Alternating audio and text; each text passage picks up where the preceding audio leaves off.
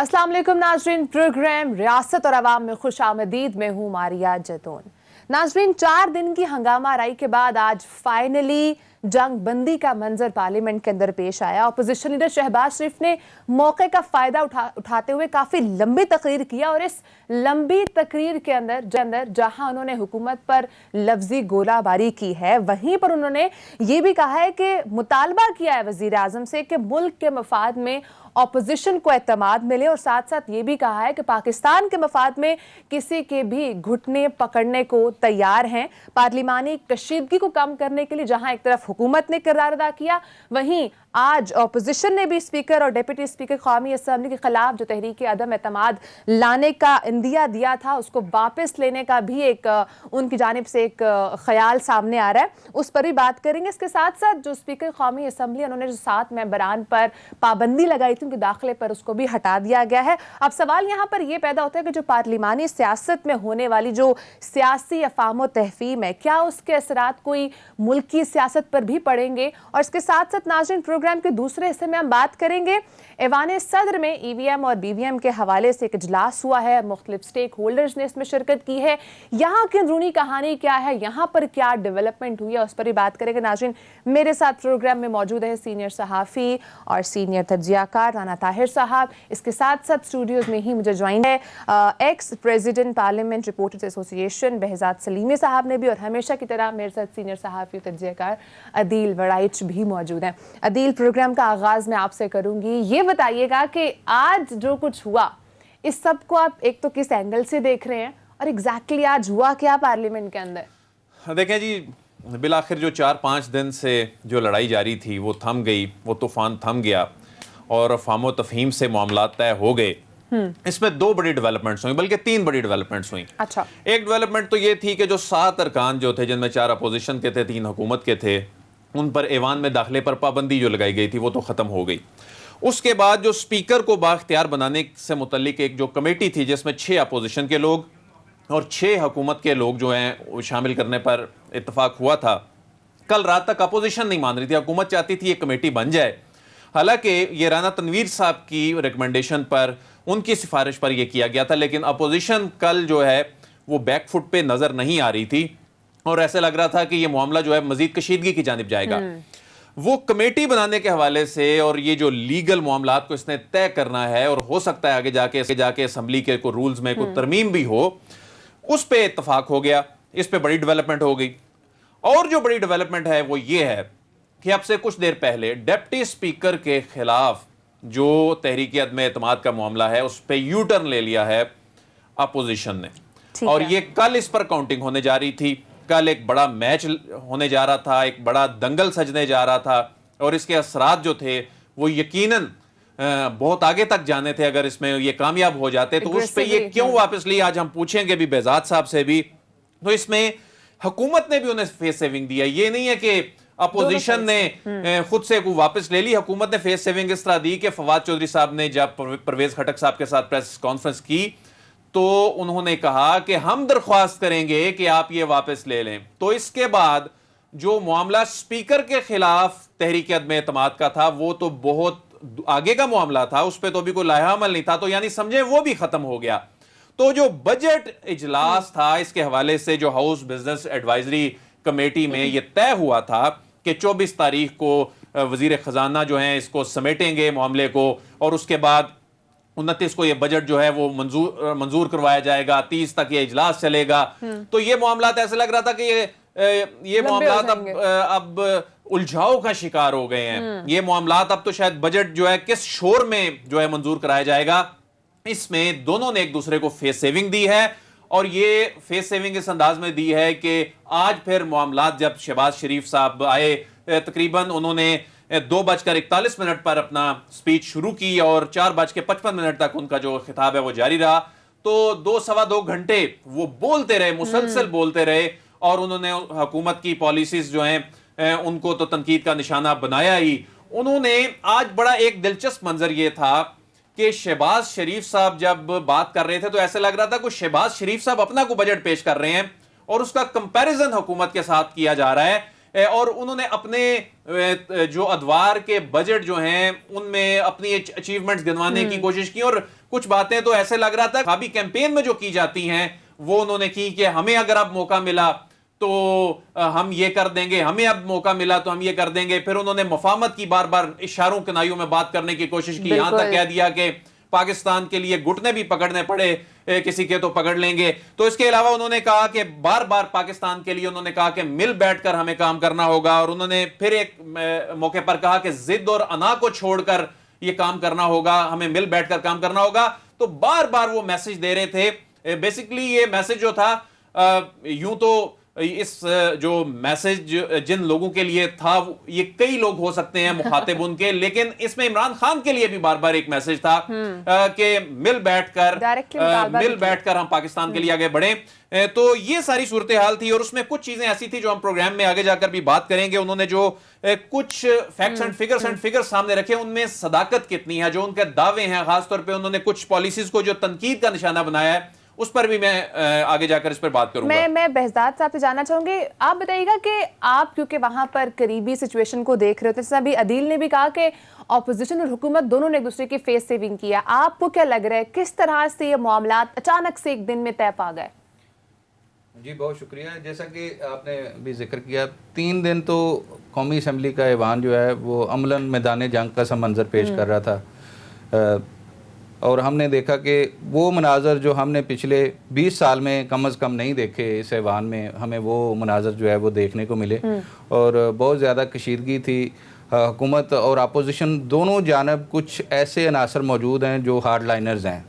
میں سمجھتا ہوں کہ وہ نہیں چاہتے تھے کہ یہ سچویشن جو ہے وہ بہتر ہو، باوجود اس کے کہ حکومت کی جانب سے پرویز کھٹک صاحب جو وزیر دفاع ہیں ان کی خواہش تھی کہ یہ معاملہ طے پا جائے. اسپیکر قومی اسمبلی جو ایک بڑی امتحانی صورتحال سے دوچار ہوئے تھے، کیونکہ بذات خود یہ اسپیکر صاحب پہ جو ایک جانبداری کا الزام بھی لگ گیا اور ان کے خلاف بھی تحریک عدم اعتماد لانے کی بات کی گئی. تو اس ساری صورتحال میں دوسری طرف شاہد خاقان عباسی اور جو دیگر رہنما ہیں وہ ہارڈ لائنرز تھے، اور شہباز شریف اور رانا تنویر جو کہ مفاہمت چاہتے تھے. تو دونوں طرف جو ہے وہ جو مفاہمت چاہنے والے لوگ تھے ان کے لیے کافی آزمائش کی صورتحال تھی، کیونکہ وہ وجہ نہیں مل رہی تھی جس کی وجہ سے اس مفاہمت کی طرف جایا جائے. میں بہزاد صاحب کی قطع کلامی کی معذرت، میں یہاں اس چیز ایڈ کرنا چاہوں گا. جو منظر میں نے اپنی آنکھوں سے بہزاد صاحب دیکھا وہ منظر یہ تھا کہ جب لیڈر آف اپوزیشن نے اسپیچ شروع کی ایسا لگ رہا تھا کہ معاملات اب ٹھیک جانب جانے لگے ہیں. تو اس کے بعد پھر جب علی امین گنڈا پور کھڑے ہوئے اور مراد سعید کھڑے ہوئے، علی امین گنڈا پور نے اونچی آواز کوئی لگائی، اس کے بعد پھر ڈوگر صاحب ان کے پاس آ گئے جو پی ٹی آئی کے جو یہ پارلیمان کے معاملات کو وہی دیکھتے ہیں. انہوں نے آ کر منت ترلا کیا کہ مہربانی ایسا نہ کریں. تو مراد سعید غصے میں آ کر ان کو ہاتھ سے اشارے کرنے لگے کہ آپ جائیں. اور پھر یہ ہوا کہ جب انہوں نے دیکھا کہ معاملات اب وہ آپ نے ہارڈ لائنر والی بات کی، پھر وہ غصے میں اٹھ کے چلے گئے، بلکہ دوسرے ارکان جو اندر بیٹھے تھے ان کو بھی انہوں نے کہا چلیں اب باہر چلیں، ہم باہر جا رہے ہیں. تو وہ پھر ایک قسم کا واک آؤٹ کر گئے، لیکن تقریباً کوئی 15-20 کے قریب لوگ جو ہیں وہ بیٹھے رہے. باقی سارے وہ لوگ جو جس طرح بہزاد صاحب نے کہا کہ ہارڈ لائنر تھے وہ پھر ان کو لے کر وہ باہر چلے گئے تھے. تو بہزاد صاحب بہرحال یہ بتائیے کہ یہ اندرونی کہانی بتائیں نا، یہ واپس کیسے ہو گئی، یہ جو تحریک عدم اعتماد ہے یہ ہوا کیسے، معجزہ ہوا کیسے؟ دیکھیں، جو اپوزیشن کی ڈپٹی اسپیکر کے خلاف تحریک عدم اعتماد تھی اس کی کامیابی کے تو امکانات بظاہر بہت کم تھے، کیونکہ حکومت کے پاس جو ہے وہ اچھے نمبرز تھے اور حکومت نے اپنی حکمت عملی بھی طے کر لی تھی.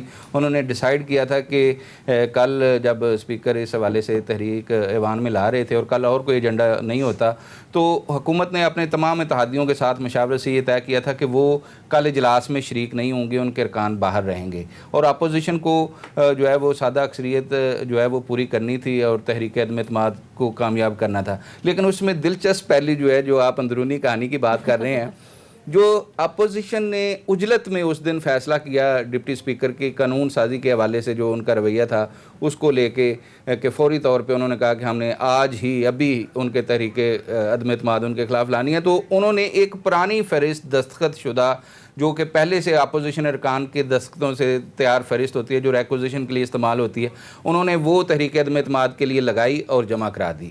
اب اس میں دلچسپ بات یہ ہے کہ اس میں ایک رکن قومی اسمبلی مسلم لیگ نون سے جن کا تعلق متعلق ہے NA-75 سے افتخار الحسن، وہ فوت ہو چکے تھے اور ان کے دستخطوں کے ساتھ یہ فہرست جمع ہو گئی، اور بعد میں خود اپوزیشن کو بھی ریئلائز ہوا کہ انہوں نے عجلت میں غلط فہرست جمع کرا دی. ان کی صاحبزادی نوشین جو ہیں وہ وہاں ڈسکا سے ابھی بڑا ایک دلچسپ جو الیکشن ہوا وہاں سے کامیاب ہو کے آئی تھیں. انہوں نے بعد میں نوشین کے دستخطوں سے نیچے دستخط کر کے ایک امینڈڈ لسٹ جمع تو کرا دی، لیکن اسپیکر صاحب کے علم میں جب آج یہ صبح بات آئی کہ اس فہرست میں تو ایک مرحوم رکن قومی اسمبلی بھی شامل ہیں، تو انہوں نے پھر مسلم لیگ نون کے ڈیلیگیشن کو اپنے چیمبر میں بلایا اور ان کو کہا کہ یہ تو تکنیکی بنیادوں پر یہ تو ویسے ہی مسترد ہو رہی ہے، کیونکہ اس میں تو آپ نے دستخط جو ہیں وہ ایک مرحوم رکن قومی اسمبلی کے بھی جمع کروائے ہیں. تو اس کے بعد پھر وہ ماحول بنتا چلا گیا، دیگر جماعتوں کو بھی انوالو کیا گیا. اسپیکر نے صبح ہم میڈیا سے جو گفتگو کی تھی اس میں انہوں نے کہا تھا کہ وہ چاہتے ہیں کہ دونوں ٹیبل پر آ جائیں. یہ وہ نقطہ تھا جو ٹیبل پر آنے کی بنیاد بن گیا. پھر حکومتی شخصیات بھی آ گئیں، اس میں تمام چیزیں طے ہوتے ہوتے یہ طے پایا کہ حکومت فیس سیونگ دے گی اپوزیشن کو، بجائے اس کے کہ کل اجلاس میں وہ تحریک تکنیکی بنیادوں پر ریجیکٹ ہو یا کہ ووٹ آؤٹ ہو اور اپوزیشن کو ناکامی ہو. تو انہوں نے کہا کہ ہم آپ سے درخواست کریں گے، پبلکلی بھی کہیں گے کہ ہم نے آپ سے درخواست کی ہے کہ آپ یہ تحریک عدم اعتماد واپس لیں. تو اس کے بعد جو ہے انہوں نے فواد چودھری اور پرویز خٹک نے اپنی پریس ٹاک میں اسپیکر سے پہلے ہی یہ کہہ دیا کہ ہم نے آج اپوزیشن سے درخواست کی ہے کہ ڈپٹی اسپیکر سے کے حوالے سے جو تحریک عدم اعتماد ہے اس کو واپس لے لیں، اور انہوں نے یہ بھی کہہ دیا کہ ہم پر امید ہیں کہ وہ واپس لے لیں گے. تو بنیادی طور پر یہ وہ وجہ بنی جس کی وجہ سے پھر دونوں میں یہ بھی طے پا گیا کہ اسپیکر کے حوالے سے جو قانون سازی کے حوالے سے جو نکات درکار ہیں، کیونکہ رولز میں ابھی تک اسپیکر کے پاس کسی بھی رکن کے خلاف کوئی ٹھوس کارروائی کرنے کا کوئی اختیار نہیں ہے. رول صرف 24 گھنٹے کے لیے اسپیکر کو یہ اختیار دیتا ہے کہ وہ کسی رکن کے خلاف کوئی کارروائی کر سکتے ہیں، اس کو باہر رکھ سکتے ہیں. ادروائز اگر انہوں نے پورے سیشن کے لیے کرنا ہے تو وہ اس کی منظوری پوری قومی اسمبلی کو دینی ہے کہ وہ قومی اسمبلی منظوری دے گی. تو وہ آج یہ طے پایا کہ اب وہ پارلیمانی کمیٹی بنے گی جو اسپیکر کے اختیارات کو بڑھانے کے لیے رولز میں ترامیم کا جائزہ لے گی، اور اس کے ساتھ ساتھ ڈپٹی اسپیکر کے حوالے سے یہ طے پایا کہ جو انہوں نے جو قانون منظور کیے تھے اس دن وہ 21 قوانین تھے، ان کے حوالے سے بھی اب قائمہ کمیٹی میں اس کو ریکنسیڈر کیا جائے گا اور اس میں بحث کی جائے گی. اچھا رام تنویر صاحب، آپ نے پوری سچویشن آپ نے بھی دیکھی، آپ نے بھی آبزرو کی کہ ایک دم سے بریک تھرو آیا کیسے؟ اپوزیشن تو تحریک عدم اعتماد لے کر چلی تھی، پہلے ڈپٹی اسپیکر، اب تو پھر اسپیکر پر بھی آ گئے تھے، اچانک سے معاملات کیسے بدل گئے؟ طاہر صاحب دیکھیں بات یہ ہے کہ یہ جو اپوزیشن کی طرف سے آپ بات کر رہے ہیں نا بریک تھرو، یہ ساری تحریک عدم اعتماد پیش ہی بریک تھرو کے لیے کی گئی تھی. اچھا یہ دیکھیں جس دن سے عمران خان کی حکومت بنی ہے، قومی اسمبلی کا پہلا اجلاس ہوا، اس وقت سے لے کر آج تک جو میاں صاحب نے بات کی، شہباز شریف صاحب نے آج کہ بھئی مل بیٹھنا چاہیے، ان کی بڑی خواہش ہے کہ کسی طریقے سے عمران خان کے ساتھ یہ ایک ٹیبل پر بیٹھ جائیں. اچھا آج وہ میسج دیا بھی انہوں نے کہا یہ کبھی مساق معیشت کی صورت میں کبھی کسی طریقے سے یہ پیغام دیتے ہیں شہباز شریف صاحب. وہ سمجھتے ہیں کہ اگر ہم عمران خان کے ساتھ ایک دفعہ ٹیبل پر بیٹھ گئے تو ہمارے پتہ نہیں سارے معاملات اور کیسز جو ہیں وہ ٹھیک ہو جائیں گے. معاملہ یہ ہے کہ یہ جو کچھ 3 دن اسمبلی میں ہوا، پوری قوم نے یہ منظر دیکھا، اور آج جس طریقے سے منافقت پر مبنی یہ مفاہمت ہوئی وہ بھی دیکھی. آپ دیکھیں کہ کس قسم کی، یہ کہتے ہیں پاکستان میں اظہار رائے کی آزادی نہیں ہے، جہاں ملک کی پارلیمنٹ میں کون سے ایسے الفاظ ہیں جو استعمال نہیں ہوئے.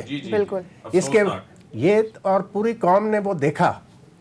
اب اسی طریقے سے آپ دیکھیں کیا ہوا، 7 ارکان پر پابندی لگائی اسپیکر نے، وہ ختم ہو گئی. یعنی آپ کا مطالبہ کیا ہے کہ جو بندہ گالیاں دے ایوان میں کھڑا ہو کر، آپ اس کو بھی ایوان میں آنے دیں، اس کے خلاف بھی کوئی کارروائی نہ کریں.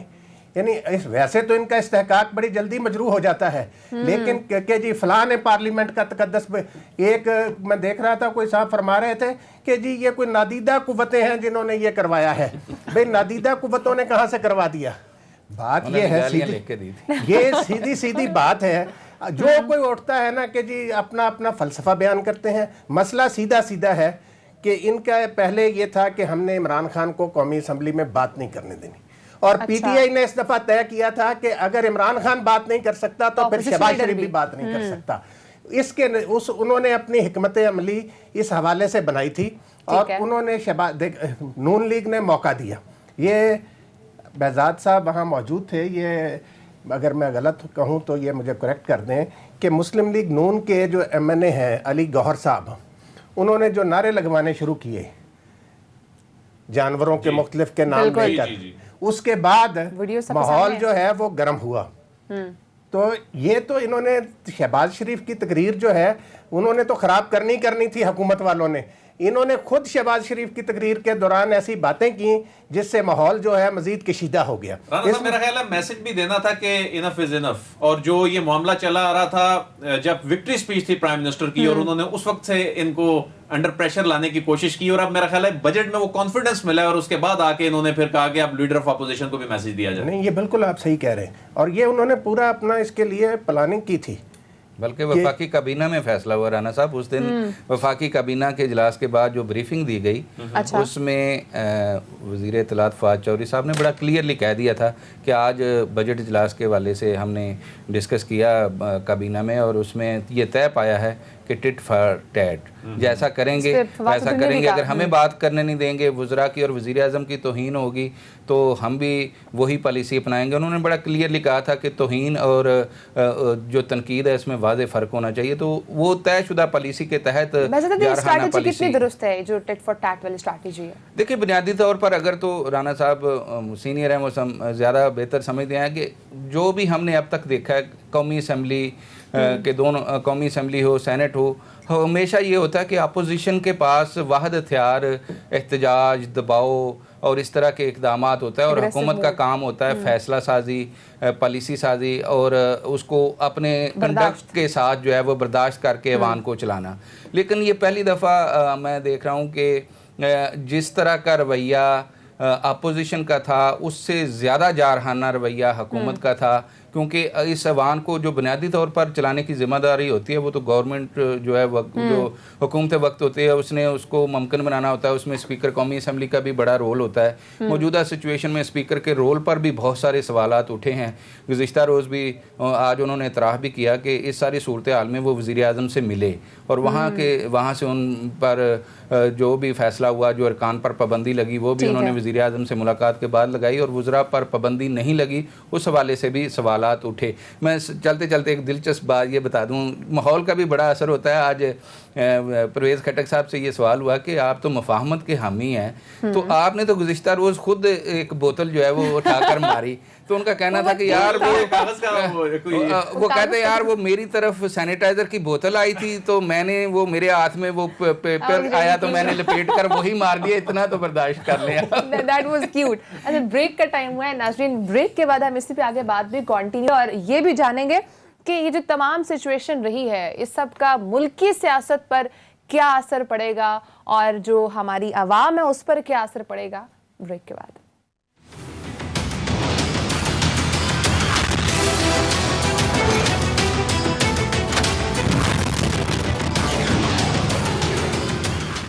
वेलकम बैक नाज़रीन। अदील, आज फाइनली अपोजिशन लीडर शहबाज शरीफ साहब ने अपनी तकरीर 2.25 घंटे की है।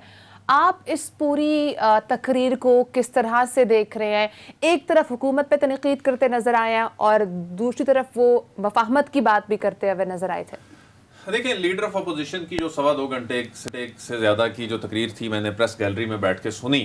उस तकरीर में बड़ी अच्छी बातें भी थी, और जो उन्होंने जो क्रिटिसिज्म किया, बहुत सारी चीज़ों पे उनका बड़ा जायज़ क्रिटिसिज्म था, लेकिन कुछ चीज़ों पे क्रिटिसिज्म जो था वो तनकीद बराए तनकीद था। अच्छा। मिसाल के तौर पर इस वक्त अगर हम कोरोना की बात कर लें, उनकी तकरीर में कोरोना का मामला, वैक्सीन का मामला कई मरतबा आया, और मैं समझता हूँ कि ये उनकी कोई जायज़ तनकीद इसलिए नहीं थी कि पूरी दुनिया हैरान है कि पाकिस्तान ने जो इकदाम किए हैं, और पाकिस्तान में जिस तरह कोरोना का रेट जो है वो नीचे इसकी शरह गिर रही है, और वैक्सीन जितने बेहतर अंदाज में तमाम एज ग्रुप्स को मिल रही है, उस पे उनकी तनकीद जो थी, तनकीद बराए तनकीद थी। हमारा जो एनसीओसी है, देखें जिसको असद उमर हेड कर रहे हैं, वो एनसीओसी दुनिया के बेहतरीन थिंक टैंक्स में मैं कहता हूँ वो शुमार होने लग पड़ा है। जिस अंदाज में उसने प्लानिंग की है, जिस अंदाज में उसने तहकीक की है, जिस अंदाज में उसने फोर्सी किया, और उसने जिस अंदाज में प्लानिंग करके इंप्लीमेंट किया है, आप खुद देखें कि इससे हट के भी अगर आप देखें कि इमरान खान कहते हैं जी हुकूमत ने क्या किया, ये शायद वैसे ही हो गया।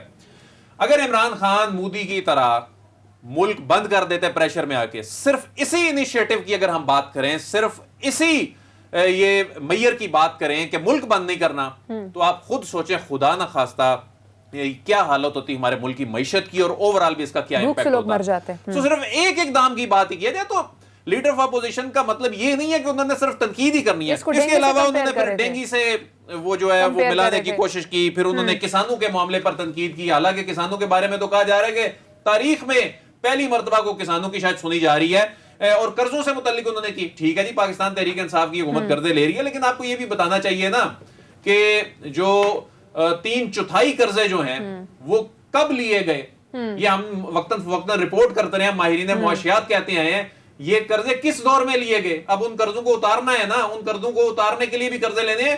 تو وہ جو کہا جاتا ہے نا جی کہ 70 سال کی تاریخ میں 52% قرضہ لے لیا انہوں نے, تو یہ وہ چیزیں تھیں جو فیکٹس اینڈ فگرز تھے. اس کے علاوہ اور بھی بہت ساری چیزیں تھیں, تو یہ میں سمجھتا ہوں کہ یہ فیکٹس سے جو ہیں وہ ہٹ کر تھیں. بہرحال اسد عمر صاحب نے بھی اس کو رسپونڈ کیا, لیکن انہوں نے ظاہر ہے پولیٹیکلی کرنا ہوتا ہے, ہم ان چیزوں کو چونکہ کور کر رہے ہوتے ہیں. میرے خیال سے دل آج جو رویہ تھا پارلیمنٹ کے اندر, that was way better than جو بھی پچھلے 4-5 دنوں سے ہم دیکھ رہے تھے. اس کو پولیٹیکلی آپ اس کو آگے سے آرگیومنٹ کر سکتے ہو. رانا صاحب, میں آپ سے جاننا چاہوں گی, آپ نے بھی آج کیونکہ سنی ہوگی پوری تقریر 2.25 گھنٹے کی تھی, آپ کو شہباز شریف صاحب کی تقریر آج کی کیسی لگی؟ دیکھیں, سب سے بڑی بات تو یہ ہے کہ 2.25 گھنٹے کے دوران ایک مرتبہ بھی انہیں کمر کا درد نہیں ہوا. بیٹھے نہیں ہیں. دیکھیں, ان کی کمر کو درد کب ہوتا ہے, کب یہ کمر درد کا شکار ہوتے ہیں, جب یہ جیل میں ہوتے ہیں, جب انہوں نے احتساب عدالت میں پیش ہونا ہوتا ہے, تب ان کی کمر میں درد شروع ہو جاتا ہے. کوئی نارمل آدمی بھی 2.25 گھنٹے مسلسل کھڑا ہو کر اس طریقے سے گفتگو نہیں کر سکتا جس طریقے سے شہباز شریف صاحب لگے ہوئے تھے. بیٹھے ہوئے تھک گئے تھے, بیٹھے ہوئے لوگ تھک گئے تھے وہاں تقریب سنتے سنتے. تو یہ جو ہے یہ ہمارے ہاں نا ایک رواج بن گیا ہے کہ اگر بندہ گرفتار ہوتا ہے تو ہسپتال منتقل کر دیا جائے, طبیعت ناساز ہو جاتی جو بھی بڑا آدمی گرفتار ہوتا ہے. تو شہباز شریف صاحب نے جو تقریر کی اس میں دیکھیں کوئی خاص بات ایسی نہیں تھی جو انہیں چاہیے تھا. حکومت سے بہت ساری غلطیاں ہوئی ہیں, حکومت کی بہت ساری پالیسیاں ٹھیک نہیں ہیں, وہ ان پر تنقید کرتے, لیکن چونکہ مقصد جو تھا وہ صرف اور صرف خود نمائی تھا. یعنی انہوں نے حکومت پر تنقید کی بجائے خود نمائی پر زیادہ زور دیا کہ وہ اپنے اور اپنے بھائی کے کارہائے نمایاں بیان کرتے رہے. شہباز شریف صاحب دیکھیں, میں آپ کو بتاؤں, وہ بیچارہ کئی طرف سے ڈنگے ہوئے ہیں. وہ جب نواز شریف صاحب نے اعلان کر دیا, جب وہ نااہل ہوئے کہ اگلے پرائم منسٹر شہباز شریف صاحب ہوں گے, باقاعدہ اعلان کر دیا گیا, اس کے بعد محترمہ مریم نواز صاحبہ نے اس فیصلے کو تبدیل کروایا کہ چاچا جی وزیر اعظم نہیں بن سکتے. تو یہی حال ان کی تقریر کے دوران بھی ہوا. ایک طرف حکومت ڈسٹرب کرنے پر لگی ہوئی تھی, دوسری طرف ان کی اپنی پارٹی لگی ہوئی تھی. تو شہباز شریف کی تقریر جو تھی, میں نہیں سمجھتا کہ وہ کوئی جتنا لمبا ٹائم انہوں نے لیا اس میں کوئی خاص وہ گفتگو کر سکے. رانا صاحب, آپ کے خیال میں کیا کس کو رہے تھے کہ میں گھٹنے پکڑنے کے لیے بھی تیار ہوں اور میں ضد اور انا چھوڑ کر بیٹھ جانا چاہیے, یہ پیغام کس کے لیے تھا؟ دیکھیں, شہباز شریف صاحب جو ہے نا, آپ کو پتا کہ ان کی ایک پوری تاریخ ہے. جب مجھے یاد ہے, یہ مجھے بات خود ایک نون لیگ کے اہم رہنما نے بتائی, وہ بھی اس میٹنگ میں موجود تھے, جب پرویز مشرف صاحب کو باہر بھیجنے کا معاملہ تھا تو شہباز شریف نے کہا کہ جی آپ جانے دیں. تو وہ مجھے بندہ بتا رہا تھا کہ میاں صاحب نے شہباز شریف صاحب کی طرف بڑا گھور کے دیکھا. تو شہباز شریف صاحب ایک یہ میسیج دیتے رہے ہیں ہمیشہ سے کہ بھئی میں آپ نا مفاہمت کا قائل ہوں, لیکن بات یہ ہے, میں آپ کو بتاؤں, یہ جو دنگا فساد ہوا ہے نا شہباز صاحب کی تقریر کے دوران, اس کا اندازہ شہباز صاحب کو نہیں تھا. اچھا, انہیں نہیں پتا تھا کہ بھئی وہ تو سمجھتے تھے کہ میں تقریر کروں گا, حکومت پر لفظی گولہ باری ہوگی, سارا کچھ کر کے میں چلا. یہ پارٹی کی اسٹریٹجی نہیں تھی. یہ پاکستان کے جو یہ قومی اسمبلی کا حال ہے نا, اس میں یہ پہلی مرتبہ ایسی نہیں ہوئی بات. میں آپ کو بتاؤں کہ ذوالفقار علی بھٹو مرحوم کے دور میں مولانا فضل الرحمان کے والد گرامی مولانا مفتی محمود قائد حزب اختلاف تھے. جب وہ سپیکر کے بار بار کہنے پر نہیں رک رہے تھے تو اس وقت کے سپیکر نے اسد کیسر والا رویہ نہیں اپنایا تھا. انہوں نے سارجنٹ ایٹ آرمز کو کہا کہ بھئی انہیں لے جائیں باہر مفتی صاحب کو. تو مفتی صاحب چونکہ کافی بھاری بھرکم تھے تو ان کو لے جانے کے لیے 6-7 بندوں کی خدمات حاصل کی گئیں اور ان کو اٹھا کر ایوان سے باہر پھینک دیا گیا. یہ ہے بڑی تابندہ روایات ہمارے اس قومی اسمبلی کی. تو یہ جو آج قوم کے سامنے انہوں نے پیش کیا ہے شہباز شریف صاحب نے اپنی تقریر میں نہیں سمجھتا کہ یہ اب آپ نے جو بات ابھی کی کرونا کے حوالے سے، یہ کرونا کے حوالے سے جو بات کر رہے تھے اس سے صاف نظر آ رہا تھا کہ ان کے پاس کہنے کو کچھ نہیں ہے.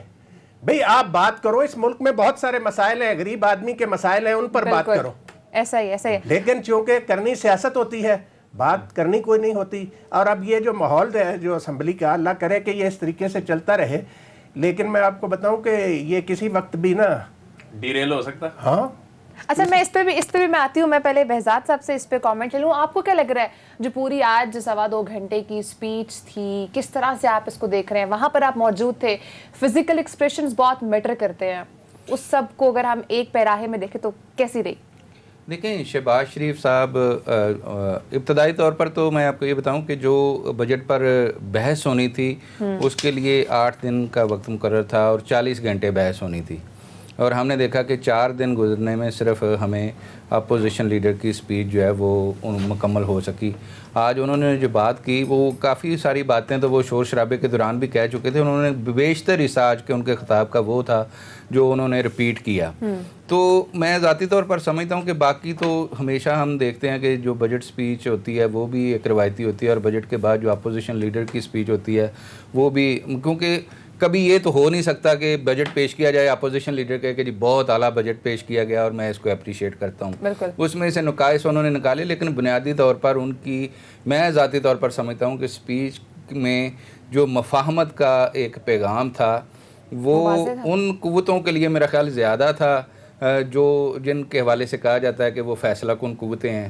خان صاحب کے لیے بھی ممکن ہے کہ کچھ ہو، لیکن خان صاحب میں نہیں سمجھتا کہ میاں شہباز شریف کو کچھ دینے کی پوزیشن میں ہیں یا وہ کچھ دے سکیں گے.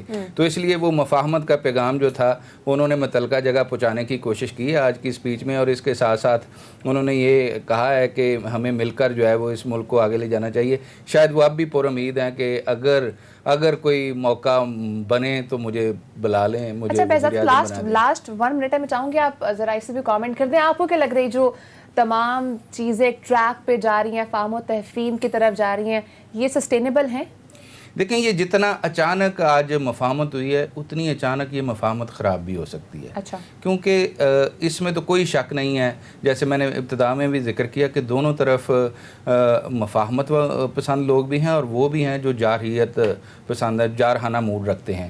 ابھی جو آج ہے میں ذاتی طور پر سمجھتا ہوں کہ مسلم لیگ نون کے ان جارحانہ موڈ رکھنے والے جن میں شاید خاقان عباسی صاحب اور دیگر کچھ لوگ شامل ہیں جن کو کہا جا سکتا ہے کہ وہ مریم نواز کا گروپ ہیں، ان کو آج یقیناً موجودہ صورتحال میں اس تھوڑی سی سبکی کا سامنا اس لیے کرنا پڑا ہوگا کہ شہباز شریف اور جو دیگر لوگ ہیں ان کا بیانیہ آج مفاہمت کا جو ہے اس کو سپیس ملی ہے. لیکن آنے والے دنوں میں اسی طرح پی ٹی آئی میں بھی ہم یہ کہہ سکتے ہیں کہ فواد چودھری اور پرویز کھٹک صاحب سمیت جو دیگر لوگ تھے جو چاہتے تھے کہ مصالحت ہو، مفاہمت ہو، ان میں اسد قیصر صاحب بھی شامل ہیں، تو وہ مصالحت ہوئی ہے. لیکن وہ دونوں جانب کے جو لوگ موجود ہیں وہ میں نہیں سمجھتا کہ وہ چپ بیٹھیں گے. وہ آنے والے دنوں میں بھی اپنی جو کارروائی ہے وہ جاری رکھیں گے، اور کسی بھی وقت جو ہے وہ آنے والے دنوں میں یہ ماحول خراب ہو سکتا ہے. اگر بجٹ سیشن میں نہ ہوا تو آنے والے دنوں میں ہوگا. یہ مفاہمت اور مصالحت مستقل طور پر برقرار رہنا بہت مشکل ہے. ٹھیک ہے، بہت شکریہ بہزاد اپنے پروگرام رانا صاحب، آپ کو بہت شکریہ اپنے پروگرام کو بنانے. ناظرین بریک کا ٹائم ہوا ہے، بریک کے بعد ناظرین ہم بات کریں گے یہ جو ای وی ایم بی وی ایم کے حوالے سے ایوان صدر میں جو اجلاس ہوا ہے اس میں کیا ڈیولپمنٹ رہی ہے، عدیل کے پاس اندرونی کہانی ہے، وہ جانیں گے بریک کے بعد.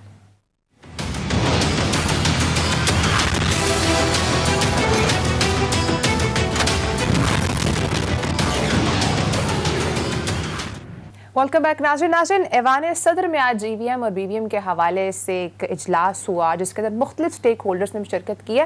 عدیل، اس معاملے پر اب حکومت کیا کرنے جا رہی ہے، کیونکہ الیکشن کمیشن کی جانب سے تو کافی ریزسٹنس شو کی جا رہی ہے؟ ماریا، میں نے مختلف حکومتی شخصیات جو اس معاملے سے ریلیٹڈ ہیں ان سے پوچھنے کی کوشش کی، اور آج جو اس اجلاس کے شرکا تھے ایوان صدر میں، صدر عارف علوی چونکہ اس معاملے کو جب وہ ایون صدر نہیں تھے اس وقت سے لے کر چل رہے ہیں. آج تمام سٹیک ہولڈرز تھے، جس میں الیکشن کمیشن تھا، جس میں نادرا تھا، جس میں جو متعلقہ وزارتوں کے لوگ تھے، انفارمیشن منسٹری، انفارمیشن ٹیکنالوجی اور سائنس اینڈ ٹیکنالوجی، کیونکہ انفارمیشن ٹیکنالوجی دیکھ رہی ہے انٹرنیٹ ووٹنگ کو اور سائنس اینڈ ٹیکنالوجی دیکھ رہی ہے ई वोटिंग को। अच्छा, एक इजलास हुआ आज, एक इजलास हुआ कल जो प्राइम मिनिस्टर के साथ हुआ। इसमें हुकूमत ये कह रही है कुछ भी हो जाए, इलेक्शन कमीशन जितना मर्जी रेजिस्ट कर ले, अच्छा, अपोजिशन जितनी मर्जी रेजिस्ट कर ले, जितने एतराजात उठाने उठा लें, इंटरनेट वोटिंग भी आएगी, ई वोटिंग भी और आएगी। इस ये हुकूमती इलेक्शन में आएगी जी 2023 के इलेक्शन में वो इस कॉन्फिडेंस से बात कर रहे हैं। अच्छा, और इमरान खान साहब ने हिदायत कर दी है अपने वुज़रा को जो खास तौर पर इसको देख रहे हैं इस मामले को, ठीक है, उनकी टीम को, कि इंटरनेट वोटिंग भी चाहिए और ई वोटिंग भी चाहिए और इसके लिए भरपूर तैयारियां करें। और इसमें यह भी हिदायत की गई है कि इसको ट्रांसपेरेंट बनाने की भी पूरी कोशिश की जाए। doable होगा? हाँ, अब ये आपने बड़ा अच्छा सवाल किया। अब इंटरनेट वोटिंग जो है ना, उस पे सवालात उठ रहे हैं। मैंने भी सवाल किया जी, वो उसमें 7 ग्रे एरियाज हैं, वो 11 पॉइंट्स जो हैं पूरे होने चाहिए, वो इंटरनेशनल स्टैंडर्ड है। स्पेनिश फॉर्म ने उस पे हुकूमत ये कह रही है कि हम इसमें इंटरनेशनल सर्टिफिकेशन लेंगे। ये तमाम 7 ये जो ग्रे एरियाज हैं, ये जो लूप होल्स हैं, इनको खत्म करके इंटरनेशनल सर्टिफिकेशन के लिए अप्लाई किया जाएगा ताकि उसमें कोई अभाम ना रहे कि जी ये हुकूमत ले आई है।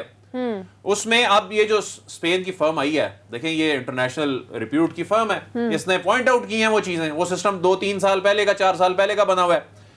अब उनको दूर करने के बाद ये जो तारिक मलिक साहब की अब जो अपॉइंटमेंट हुई है ना अभी, ये भी बड़ी अहमियत की हामिल है। ये इलेक्शन में टेक्नोलॉजी के इस्तेमाल को बड़ा सपोर्ट करते हैं तारिक मलिक साहब, और इनका जाहिर है ये 2013 के इलेक्शन के बाद वो 4 हल्के वेरिफिकेशन, थंब इंप्रेशन, तो तारिक मलिक साहब बड़े एक्टिव थे। तो इसमें नादरा इनको दूर करेगा इस ग्रे एरियाज को, क्योंकि सिस्टम ये नादरा ने जो इंटरनेट वोटिंग वाला डेवलप करना है।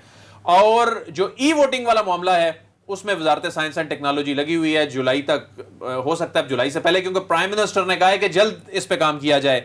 तो वो ये कह रहे हैं कि जी हम इन तमाम एतराजात को नहीं मानते, हाँ जायज तनकीद को मानते हैं, उसमें वो एड्रेस करेंगे उन इश्यूज को।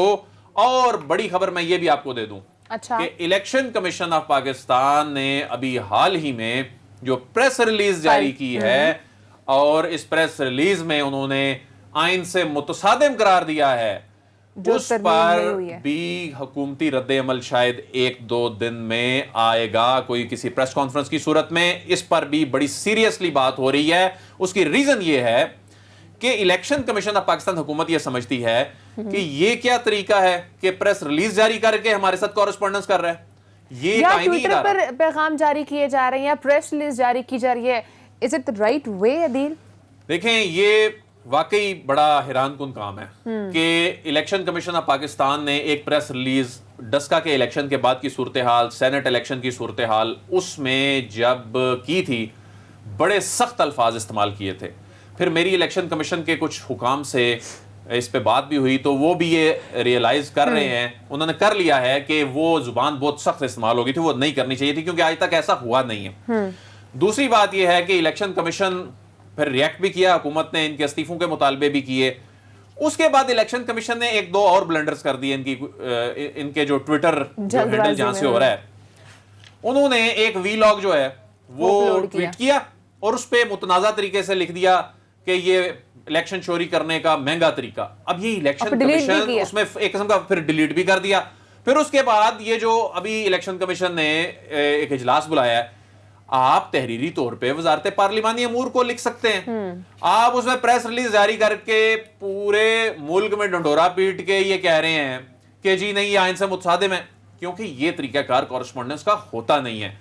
तो इस पे हुकूमत जो है, हुकूमत के बहुत से लोग इसमें गुस्से में भी हैं और वो कह रहे हैं कि ये अवामी इशू है, इलेक्शन में आप पर धांधली के इल्जामात फिर आप पर लगते हैं, इसको हम दूर करने जा रहे हैं, ये हमारी जिम्मेदारी है कानून साजी करना, उसमें बजाय आप हमारा साथ देने के प्रेस रिलीज जारी कर रहे हैं। जी तो दिल, अब मुझे बताएगा, अब इस पर हुकूमत, मतलब जिस तरह आपने बात की है कि सख्त रद्द-ए-अमल आ सकता है हुकूमत की जानिब से, तो फिर अब हम क्या देखें कि हुकूमत रेडी है, मतलब फुल फ्लेज रेडी है आगे इसको इम्प्लीमेंट करवाने के लिए भी और इलेक्शन कमीशन के बिल्कुल पैरेलल खड़ा होने में भी? जी देखें, बात यह है कि हुकूमत इस बात में क्लियर है कि सुप्रीम कोर्ट कह चुकी है ओवरसीज को वोट का हक मिलना चाहिए, सिस्टम वीक है उसको ठीक करें। یہ کرنا تو ہے نا. حکومت یہ بھی کہہ رہی ہے کہ یہ تو پھر اسی طرح ہی چلتا رہے گا.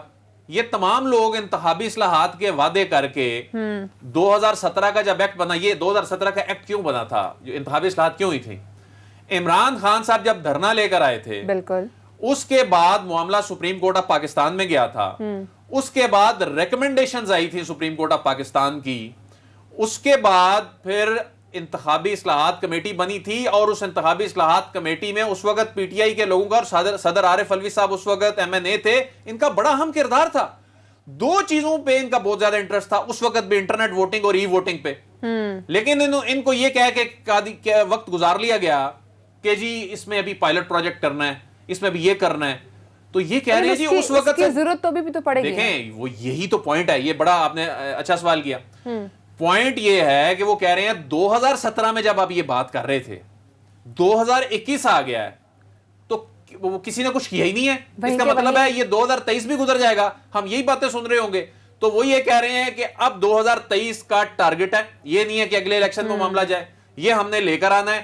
اور اس حوالے سے جو الیکشن کمیشن آف پاکستان کی جانب سے یہ جو بار بار ریاکشن آ رہا ہے, اس پر رد عمل جو ہے وہ بھی بڑا اہم ہو سکتا ہے. جب الیکشن کمیشن ہی ساتھ نہیں دے گا حکومت کا, تو پھر اپوزیشن کو بات کرنے کا موقع تو ملے گا نا. دیکھیں اپوزیشن نے تو بات کرنی, اپوزیشن تو آئی ووٹنگ کو مسترد کر چکی ہے. یہ اوورسیز پاکستانیوں کا مذاق بھی اڑا چکے ہیں کہ انہیں کچھ پتہ ہی نہیں ہے, حالانکہ آپ کے ملک کی معیشت وہ چلا رہے ہیں.